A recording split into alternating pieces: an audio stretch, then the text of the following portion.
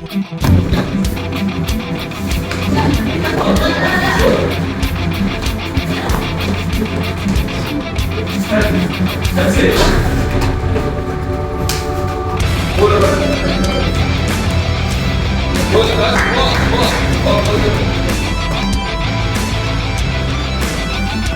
مره لما مسك ومره قبل ما يمسك.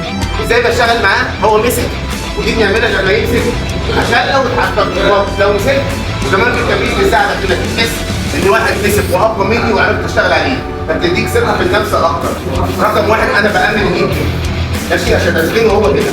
رقم اثنين ايدي كان في ايدي باخد زحفه ناحيه الشمال ويبقى ضرب القلم ممكن اخليها تزيد وممكن اخليها تطلع بس على حسب الموضوع. هل هو مجرم ولا واحد عادي خناقه عاديه؟ لو خناقه عاديه بضربه بس قلم، لو خناقه ممكن اكسر له الفك بكلمه ايدي، ممكن اجيب له طرف سوداني ماشي تمام بالشكل دوت.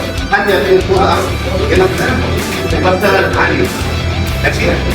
هو مسك هنا أأمن دي وهنا بالشكل ده فانا ايه